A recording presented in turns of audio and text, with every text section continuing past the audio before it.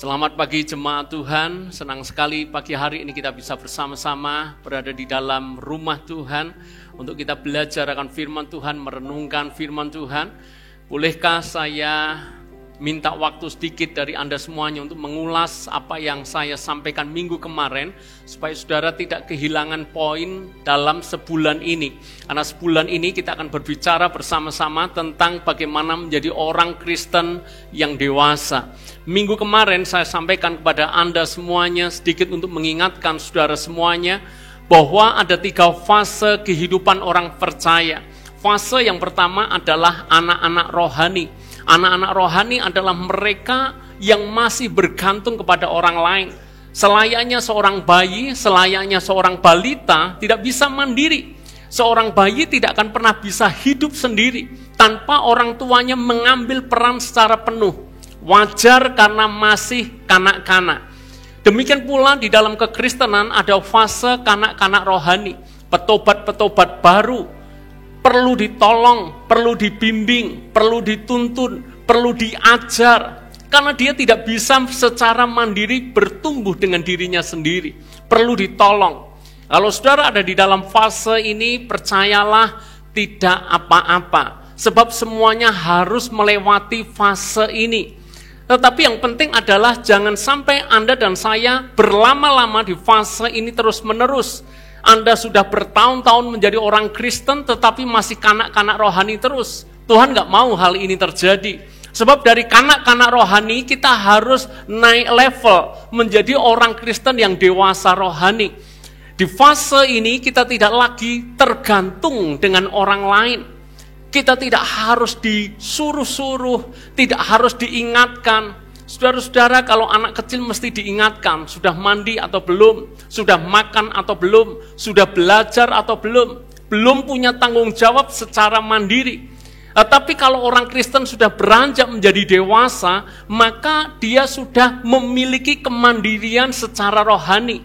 Dia tahu pentingnya berdoa, dia tahu pentingnya baca Alkitab, dia tahu pentingnya untuk ibadah, dia tahu pentingnya untuk melayani Tuhan. Jadi sudah bisa dilakukan secara mandiri. Apakah Anda sudah menjadi orang Kristen yang dewasa secara rohani? Ini menjadi pertanyaan yang mesti kita jawab. Dan di level selanjutnya ternyata tidak cukup bahwa kita hanya sekedar dewasa rohani. Sebab kita masih harus masuk di level yang Alkitab menulis kedewasaan penuh. Jadi saudara tidak hanya cukup dewasa, tapi juga dewasanya penuh.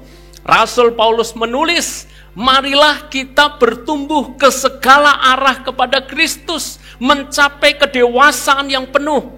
Kedewasaan yang penuh itu beda dengan sekedar dewasa. Kalau dewasa itu hanya sekedar yang penting saya tidak merepotkan orang lain, saya tidak perlu diingatkan, saya sudah bisa mandiri, saya punya kesadaran sendiri, tahu beribadah, tahu baca firman, tahu berdoa. Tapi kalau kedewasaan penuh levelnya beda saudara. Bahwa saudara akan menjadi orang yang menolong orang lain. Saudara akan tolong kanak-kanak rohani agar bisa bertumbuh. Jadi di sini kita melihat ada 3 fase. Anda anak-anak rohani, atau Anda dewasa rohani, atau Anda bapak rohani yang sudah memiliki kedewasaan penuh. Anda berada di level yang mana? Dimanapun level Anda saat ini, yang penting kita sepakat bahwa kita mau bertumbuh bersama-sama. Amin saudara.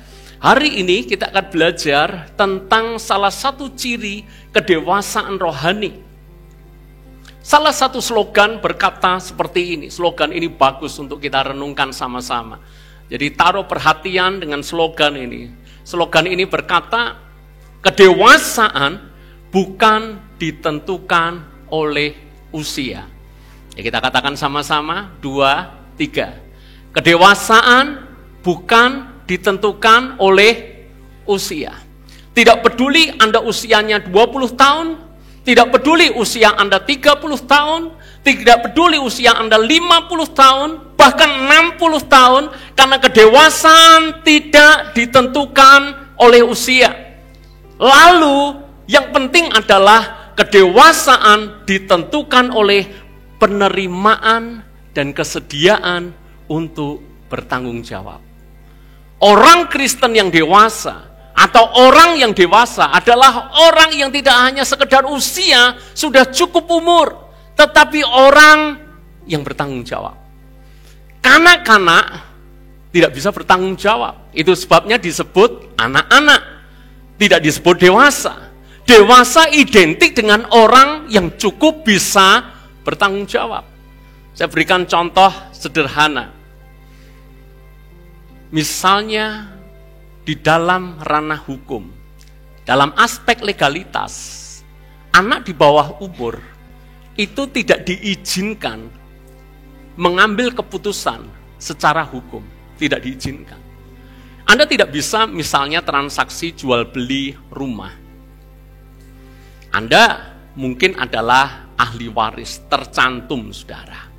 Tetapi Anda tidak akan pernah diizinkan melakukan transaksi itu sendiri tanpa wali yang menyertai Anda. Kenapa? Secara umur, Anda dianggap belum cukup dewasa. Artinya, kalau belum dewasa, dianggap belum bisa mengambil tanggung jawab. Menikah misalnya, saya tidak tahu, di beberapa suku tertentu memang ada yang namanya pernikahan dalam usia dini. Ada, saudara, usia 7-8 tahun sudah menikah, yaitu suku pedalaman, itu suku terasing. Mereka menikah dalam usia seperti itu. Tapi saya yakin Anda tidak mungkin menikah di bawah 17 tahun. Kenapa? Secara undang-undang tidak diizinkan. Sekalipun Anda mungkin berkata, tetapi saya cinta. Pemerintah tidak akan mengizinkan. Mungkin juga saudara berkata, secara finansial, aku ini anak orang kaya. Kami tidak usah bekerja, cukup secara finansial. Secara finansial cukup, secara cinta iya, tetapi tetap tidak diizinkan oleh pemerintah secara hukum untuk Anda menikah. Kenapa? Anak di bawah umur dianggap belum dewasa. Jadi Anda tahu poinnya.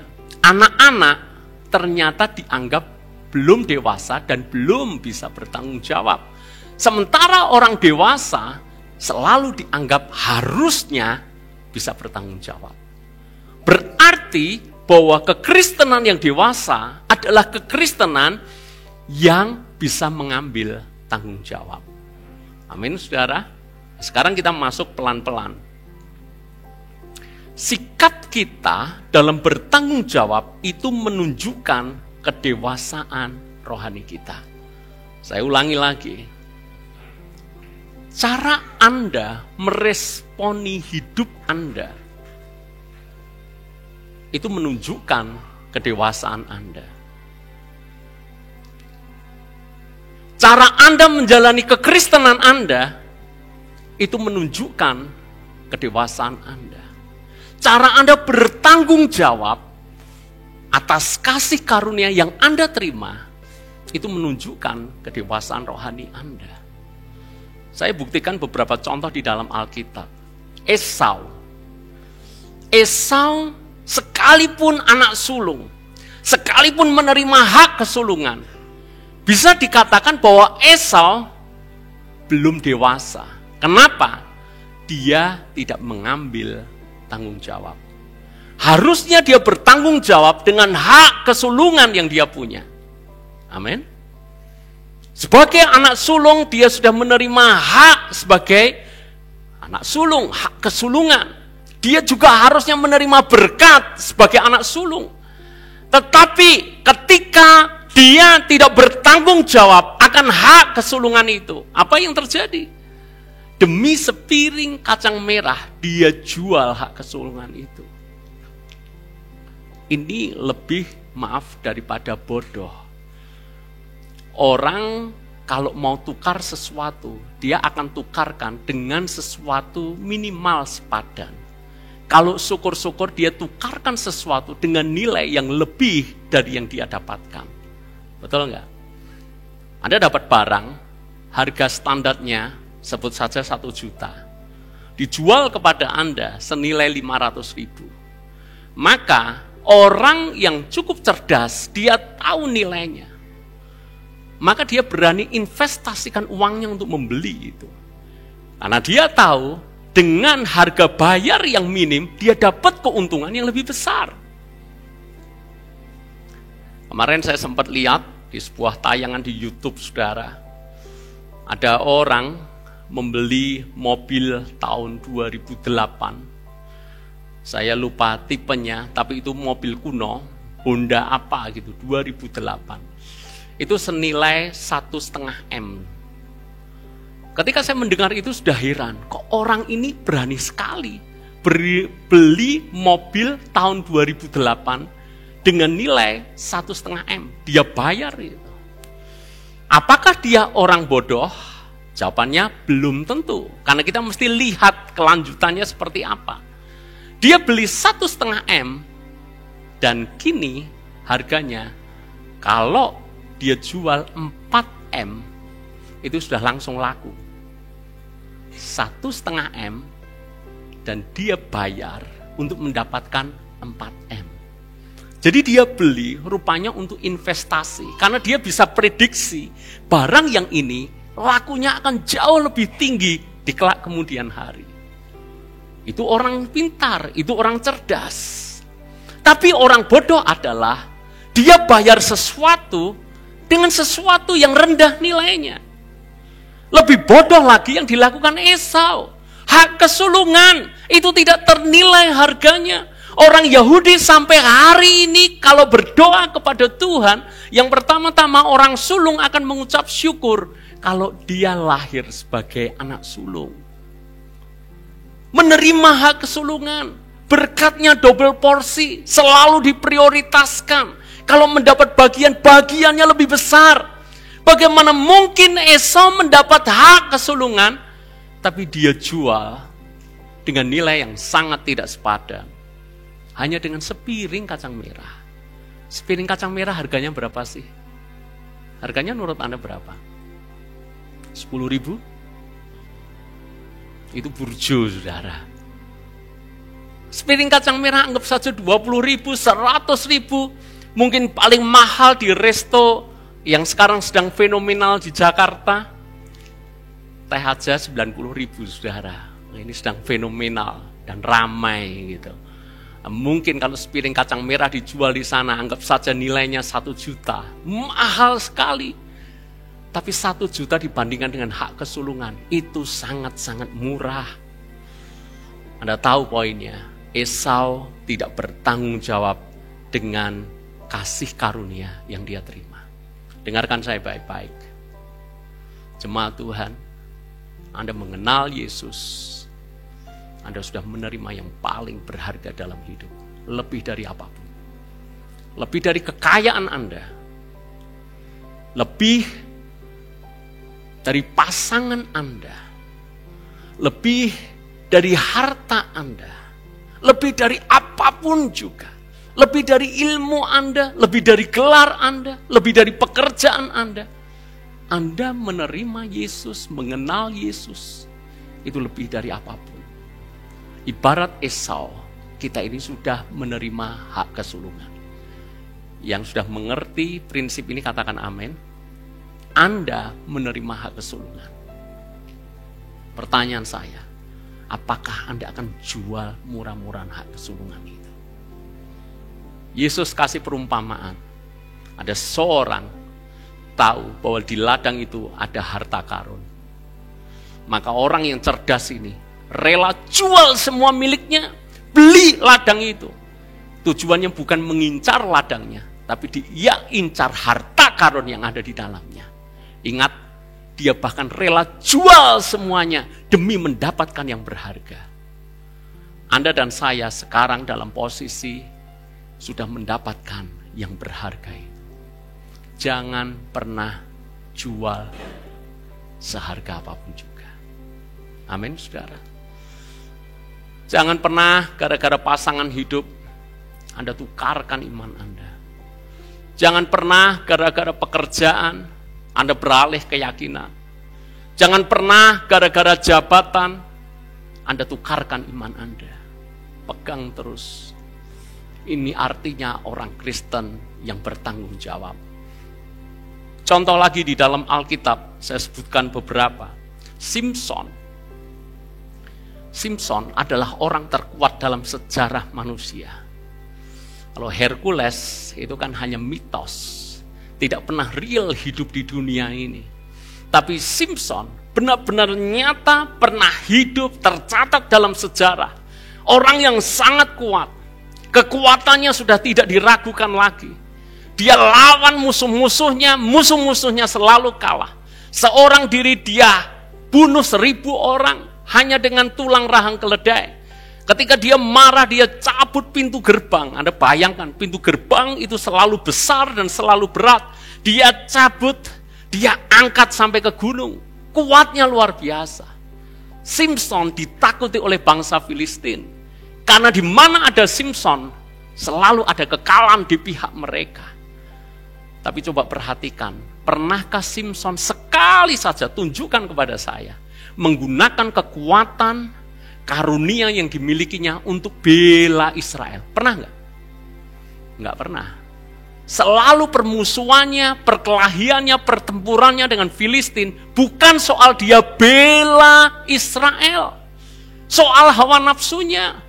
Dia lihat istrinya selingkuh dengan orang Filistin, dia marah, dia hajar.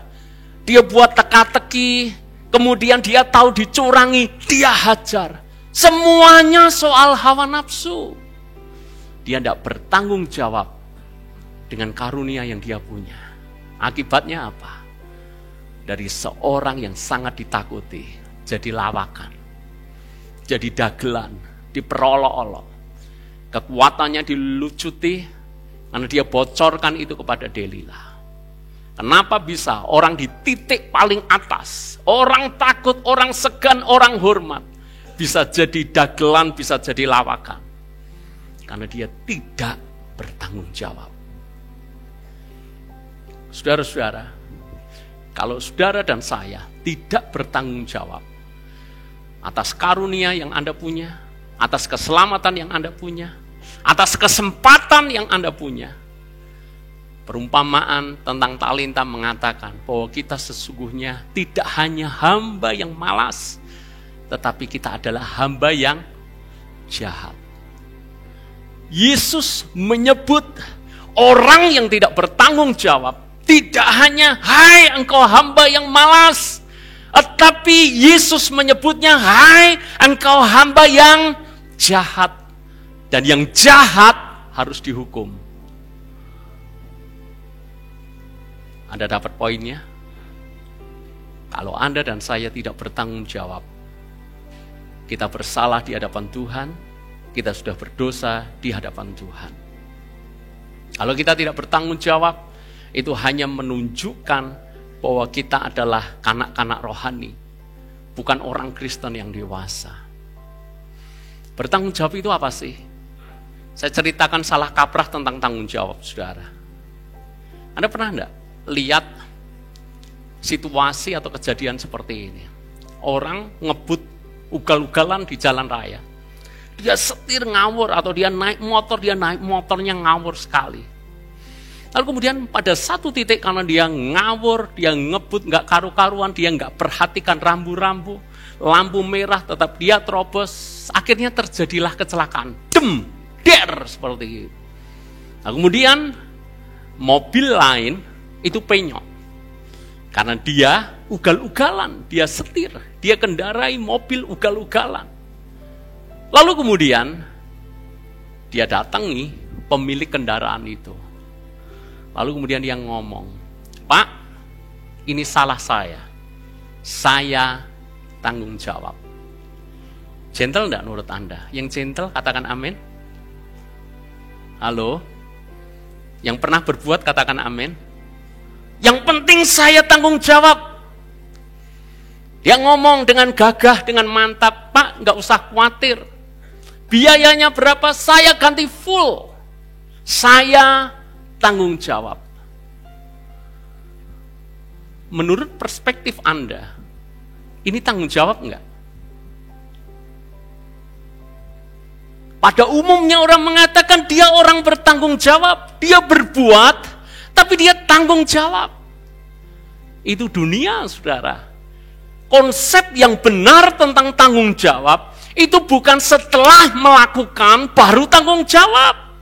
Orang yang bertanggung jawab di jalan raya adalah dia tidak akan membahayakan dirinya dan membahayakan pengendara yang lain. Itu tanggung jawab.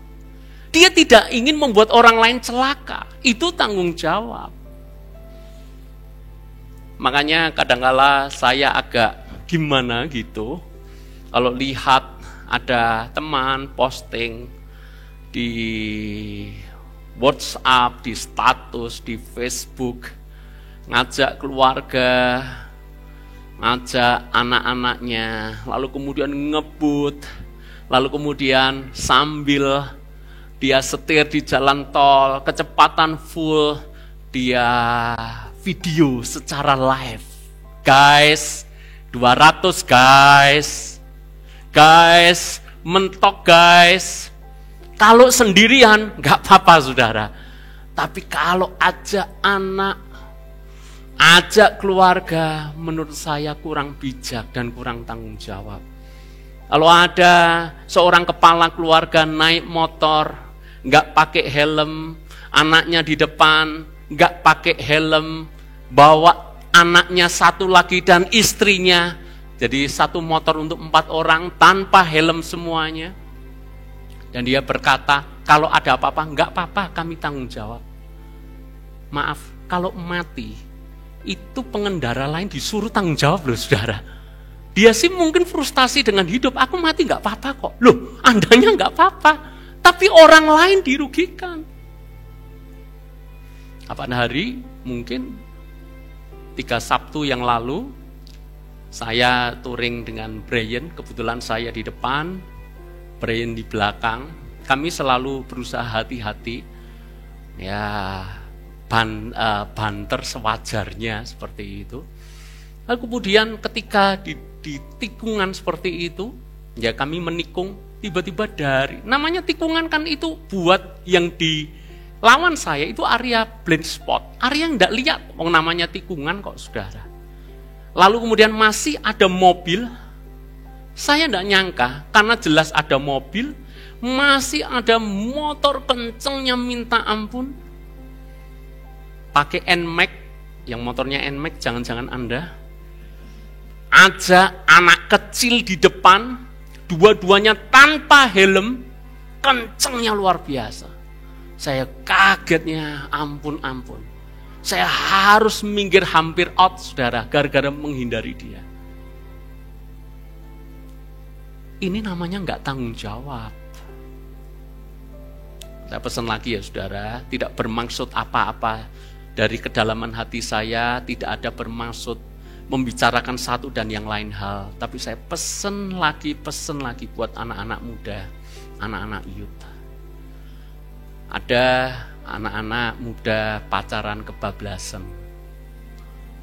Karena pacarannya kebablasan, akhirnya hamil. Setelah hamil, si cowok berkata dengan pihak si cewek, tenang Pak, saya orang yang bertanggung jawab. Saya nikahi anak Bapak. Tenang, saya ini bertanggung jawab. Konsep di dalam kekristenan bertanggung jawab bukan seperti itu.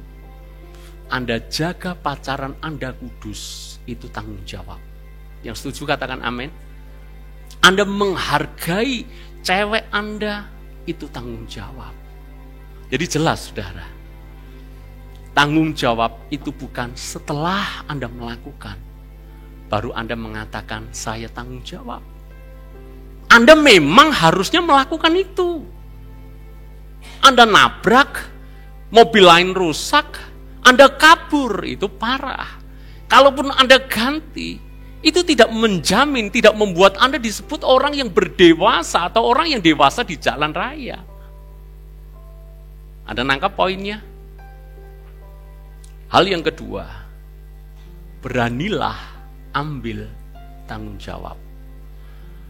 Karena dalam hidup ini, Anda kadang dituntut untuk mengambil tanggung jawab. Tidak hanya menerima tanggung jawab, Anda mengambil tanggung jawab. Kita baca Hakim-Hakim pasal yang keempat, ayat yang ketiga. Hakim-Hakim pasal yang keempat, ayat yang ketiga. Lalu orang Israel berseru kepada Tuhan, sebab Sisera mempunyai 900 kereta besi dan 20 tahun lamanya ia menindas orang Israel dengan keras. Pada waktu itu Deborah, seorang nabiah, istri Lapidot, memerintah sebagai hakim atas orang Israel. Ia biasa duduk di bawah pohon korma Deborah antara Rama dan Betel di pegunungan Efraim. Dan orang Israel menghadap dia untuk berhakim kepadanya. Ia menyuruh memanggil Barak bin Abinoam dari Kedes di daerah Naftali. Lalu berkata kepadanya, bukankah Tuhan Allah Israel memerintahkan demikian? Majulah, bergeraklah menuju Gunung Tabor dengan membawa 10.000 orang Bani Naftali dan Bani Sebulan bersama-sama dengan engkau. Dan aku akan menggerakkan Sisera panglima tentara Yabin dengan kereta-keretanya dan pasukan-pasukannya menuju engkau di sungai Kison, dan aku akan menyerahkan dia ke dalam tanganmu. Jawab Barak kepada Deborah, jika engkau turut maju, aku pun maju. Tetapi jika engkau tidak turut maju, aku pun tidak maju. Kata Deborah, baik, aku turut, hanya engkau tidak akan mendapat kehormatan dalam perjalanan yang kau lakukan ini, sebab Tuhan akan menyerahkan Sisera ke dalam tangan seorang perempuan. Lalu Deborah bangun berdiri dan pergi bersama-sama dengan Barak di Kedes. Ini cerita yang cukup menarik. Jarang sekali seorang perempuan dalam budaya Yahudi pada waktu itu menjadi seorang pemimpin. Jarang sekali. Tapi Deborah adalah seorang hakim di Israel. Dia menjadi pemimpin di Israel. Bagaimana mungkin seorang Deborah, seorang perempuan, tapi menjadi hakim di Israel? Karena ada satu orang yang namanya Barak, dia yang harusnya jadi pemimpin, tapi tidak berani ambil tanggung jawab. Bahkan Barak, dia seorang panglima, tapi dia berkata kepada Deborah, kalau engkau maju, aku akan maju. Kalau engkau tidak maju, aku pun tidak maju. Sampai Deborah harus berkata, baik, kita maju. Tetapi engkau mesti ingat bahwa yang mendapat kehormatan bukan engkau. Kadangkala kita harus menjadi Deborah, bersedia mengambil tanggung jawab ketika tidak ada orang di sekitar kita mengambil tanggung jawab. Itu kekristenan yang dewasa. Kekristenan dewasa adalah kekristenan yang berani mengambil tanggung jawab. Dalam kehidupan sehari-hari, saya berharap Anda menjadi orang yang bertanggung jawab, karena itu menunjukkan kedewasaan Anda. Para pria, Anda harus bekerja. Para pria, Anda harus cari nafkah. Itu tanggung jawab. Yang setuju dengan saya katakan amin. Apapun pekerjaan Anda, pria bekerja. Memang ada kasus-kasus tertentu, saya bisa mengerti, saya bisa paham. Yang mana istri bekerja, mungkin prianya dia harus urus rumah dan seterusnya. Ada kasus tertentu, dan itu sangat mungkin, itu sangat bisa. Tetapi pada umumnya saya mengatakan kepada Anda, pria, kita bekerja. Jangan serahkan tugas bekerja kepada istri kita. Amin, saudara. Pria yang betulin genteng, yang percaya katakan amin. Jangan sampai rumah bocor terus Anda ya, sampai akhirnya sang Deborah naik ke atas genteng. Itu pernah kejadian nyata loh. Karena si laki gentengnya bocor, nggak pernah mau urus, akhirnya si istri yang panjat genteng dan jatuh, saudara. Saya pernah dengar cerita itu. Ini artinya si pria tidak tanggung jawab. Belajarlah untuk mengambil tanggung jawab. Kadangkala ada momen, ada waktu tertentu yang mana kita harus berani mengambil tanggung jawab. Kalau di sekitar kita tidak ada yang bertanggung jawab.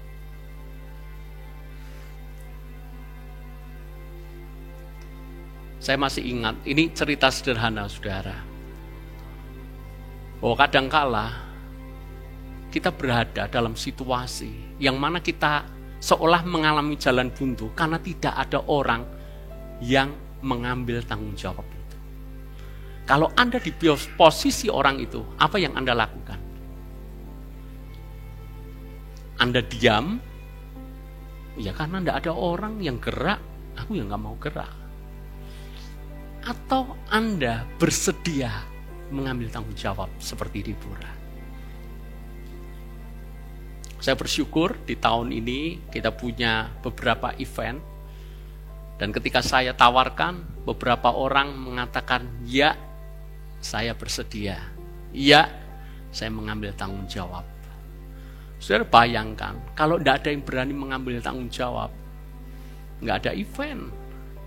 Bayangkan, kalau hari ini nggak ada yang bersedia jadi WL, nggak ada yang bersedia main musik, nggak ada yang khotbah, semuanya takut Pak khotbah. Ibadah nggak akan terselenggara. Hari ini selalu ada orang yang mengambil tanggung jawab. Saya mengajak Anda aplikasikan itu di dalam hidup Anda sehari-hari. Jadi suami, jadilah suami yang bertanggung jawab. Pastikan istri Anda aman. Pastikan anak-anak Anda aman. Itu tanggung jawab. Bahkan kadangkala saya mengatakan, yang penting keluarga Anda merasa aman berada dengan Anda dulu. Pernah enggak Anda lihat anak Anda misalnya bertengkar dengan anak lain, atau dimusuhi, atau apalah. Kita sebagai orang tua gimana? Kita tahu bahwa anak kita ada salahnya juga. Bapak yang baik, ini menurut konsep saya akan lindungi anak saya dulu. Saya akan hadapi orang-orang yang menyerang anak saya. Saya harus jadi bemper buat anak saya. Di luar saya akan jadi bemper. Soal nanti di dalam mungkin saya akan hajar anak saya. Anda nangkep maksud saya? Pastikan anak kita aman. Karena bapaknya benar-benar bertanggung jawab. Memberikan pengayoman, memberikan rasa aman. Sekalipun nanti mungkin kita akan mendisiplinkan anak kita. Itu orang yang bertanggung jawab. Di bagian yang ketiga atau bagian yang terakhir. Siapa yang suka film Spider-Man? Suka ya? Kebetulan barusan beberapa hari yang lalu kami liburan, dan kalau liburan tidak ada tayangan yang bisa kita pilih kecuali yang dipilihkan oleh televisi di hotel.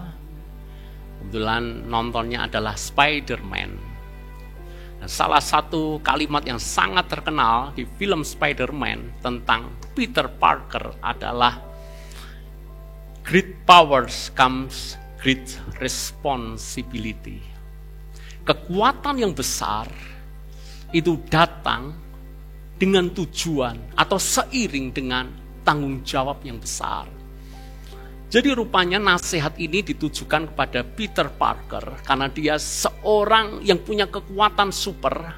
Dia bisa loncat ke sana kemari, terbang dengan jaringnya, berayun-ayun, dia hajar musuh, super power. Nah, kemudian dia selalu harus ingat, kalau kekuatanmu besar, tanggung jawabmu juga besar.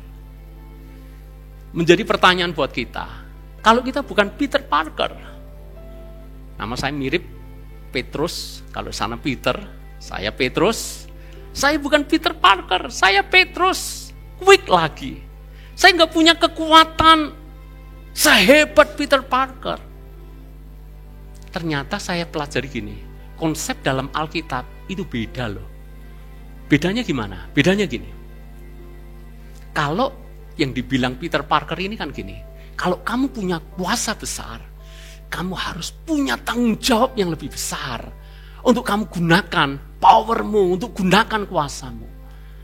Dan sekarang kalau konsep dalam Alkitab yang saya pelajari gini, berawal dulu dari orang mengambil tanggung jawab, nanti power itu akan mengikuti. Lihat. Bukan power dulu baru kita sesuaikan. Tapi Anda ambil tanggung jawab dulu. Nanti powernya, kuasanya, kekuatannya itu akan disesuaikan dengan tanggung jawab yang Anda ambil. Amin, saudara. Saya kasih contoh, beberapa contoh di dalam Alkitab. Yosua, dia berani ambil tanggung jawab. Sekalipun awalnya dia takut, Yosua 1, sampai Tuhan mengatakan, kuatkan dan teguhkanlah hatimu. Itu artinya Yosua dalam ketakutan. Tapi dia berani mengambil tanggung jawab sebagai pemimpin di Israel. Dan apa yang terjadi? Tuhan berkata, sebagaimana aku menyertai Musa, aku akan menyertai kamu. Lihat, ketika Yosua mengambil tanggung jawab, kuasa disertakan. Amin, saudara. Jadi poin pertamanya yang mana? Anda harus tunggu dulu punya karunia, baru Anda bertanggung jawab. Anda harus tunggu dulu punya kuasa, punya potensi yang hebat, baru Anda lakukan sesuatu. Jawabannya tidak. Anda lakukan dulu, nanti Tuhan yang akan perlengkapi Anda. Saya ada cerita sederhana, saudara, tentang liburan kemarin. Jadi saudara yang morning worship tidak lihat saya selama seminggu ini. Saya liburan dari hari Senin berangkat sampai hari Jumat kemarin pulang. Sepertinya baik-baik saja, tetapi hari Kamis malam, saudara, Kamis malam, Kamis sore itu perut sudah nggak enak. Kamis malam itu saya diarenya baru seumur-umur seperti ini. Jadi buat saya ini benar-benar diare gitu. Karena sudah nggak hitung gitu, ya, nggak bisa tidur. Karena baru sebentar harus ke belakang, baru sebentar harus ke belakang. Udah badan lemes sekali. Kemudian saya cuma mikir besok kami pulang ke Solo, perjalanan kurang lebih 7 jam. Saya tidak bisa bayangkan nanti perjalanan gimana, harus berhenti di mana. Nah, kalau pipis mungkin gampang ya, kita bikers itu di tepi hutan selesai, saudara. Tapi kalau BAB saya tidak bisa bayangkan gitu. Tapi puji Tuhan ada kasih karunia. Waktu kami perjalanan pulang, itu kok perut itu bisa diperintah gitu ya. Nanti loh ya di rest area loh ya. Kalau sebelumnya nggak bisa, saudara. Di rest area loh ya, di rest area. Ternyata bisa, saudara. Singkat cerita sampai Solo, dan saya pikir, wah ini sudah enak, pasti sudah sembuh, dan seterusnya. Tapi ketika sampai Solo, jadi Jumat malam saya sampai Solo, itu kembali lebih parah dari ketika Kamis malam. Jadi diarenya udah, wah, sepanjang malam nggak bisa tidur, keluar balik kamar mandi terus. Sabtu pagi saya bawa ke dokter, nggak mengubah keadaan, terus sampai lemes. Saya dari berat 75 ketika berangkat dari Bandung, pulang saya timbang karena diare terus jadi 71,5, saudara. Jadi kalau mau kurus tidak harus dengan cara demikian, maksud saya. Tapi langsung badan lemes, nggak bisa konsentrasi, badan perut ini perih melilit. Sesiang nggak bisa. Jadi Sabtu dari pagi sampai siang, sampai sore, sampai malam terus. Lalu kemudian saya berpikir, Besok kan saya pelayanan, saya khotbah. Saya kan harus mengambil keputusan. Saya tidak mungkin, saudara, baca Alkitab, sebentar saudara, ke belakang dulu, masuk lagi, khotbah lagi, kan nggak mungkin. Saya harus lakukan apa gitu. Kemudian saya berpikir, oke lah, saya akan kontak sahabat saya, Pak Agus Tiadi. Siapa tahu dia bisa gantikan saya. Saya kontak, saya ngomong, besok bisa nggak gantiin saya di jam 9? Karena kondisi saya badan udah lemes, diarenya kok kali ini beda dari biasanya, terus menerus belum selesai. Kemudian Pak Agus ngomong, maaf sekali brother, saya jam itu pelayanan. Saya kontak Pak Andi juga. Pak Andi memang sudah izin, ada acara keluarga di Jogja. Saya kontak Pak Andi, kamu di Solo nyampenya pagi atau sore. Saya tidak cerita, saudara, supaya dia tidak ada rasa gimana gitu ya. Dia ngomong, aku sampai sore. Oh ya udah, oke gitu. Berarti tidak ada pilihan lain kecuali saya yang harus mengambil tanggung jawab. Saya persiapan, saya di depan laptop, udah persiapan dengan perut nggak karu-karuan. Lalu kemudian tiba-tiba baru kali ini, saudara, ada rasa mual gitu ya. Saya ini jadi cerita agak menjijikkan sedikit ya, nggak apa-apa ya. Jadi kalau nanti makan siang tolong diinget-inget ya ceritanya ya. Nah, saudara, perut tiba-tiba mual, lalu kemudian saya muntah-muntah. Padahal dari Kemis sampai enggak muntah sama sekali. Ditanya dokter, mual? Enggak. Cuma diare terus. Tapi saat mempersiapkan itu tiba-tiba muntah-muntah. Muntahnya banyak sekali. Saya tidak tahu itu sejak dari kapan itu makanannya. Tapi ajaibnya loh saudara. Begitu selesai muntah, itu diare berhenti sampai saat ini. Ajaib enggak Tuhan itu? By the way, ngomong soal muntah, saya kasih tips kalau Anda mual tapi nggak bisa muntah. Jadi waktu liburan itu tengah malam itu Brian bangunkan kami. Jadi perutnya sakit sekali itu jam 2 malam gitu ya. Kebetulan kamar hotelnya connecting gitu ya. Jadi bisa buka gitu ya. Udah saya keri, saya ini apa? Kan dulu kan kalau pengen muntah biar lega kan. Terus tak urut, nggak bisa muntah-muntah, dan dia sakit terus gitu. Nah, kemudian berapa waktu kemudian tiba-tiba dia bisa muntah, dan setelah muntah dia bisa tidur dan sehat. Muntah itu sehat, dan ternyata keesokan harinya dia baru cerita, kok bisa muntah caranya gimana? Ternyata bukan dipijet-pijet, saudara. Dia cuma buka TikTok, lihat orang muntah gitu. Anda tahu, saya ini anak zaman now gitu ya.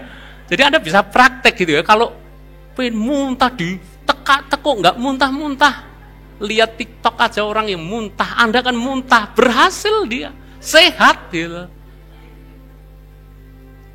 Tapi yang saya mau cerita gini loh. Ketika saya mengambil tanggung jawab Tuhan, saya tidak ngerti besok gimana, diare apa enggak, saya enggak tahu. Karena tidak ada pilihan lain, saya ngambil tanggung jawab. Dan Tuhan menyertai, itu poinnya, amin. Puji Tuhan, doakan saya ya. Jangan sampai nanti setelah ini kumat lagi ya saudara ya.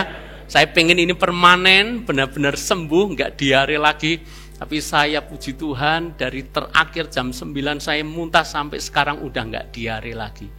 Dan Anda lihat saya berdiri sekalipun agak tirusan gitu ya. Ini bukan saya pergi ke Thailand untuk operasi gimana gitu ya.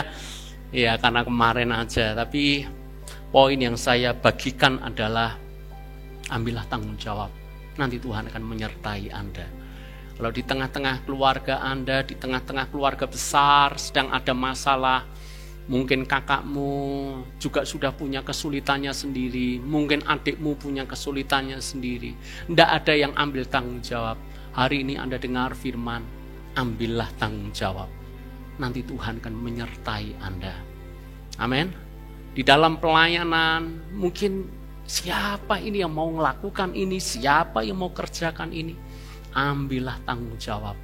Nanti Tuhan akan menyertai Anda.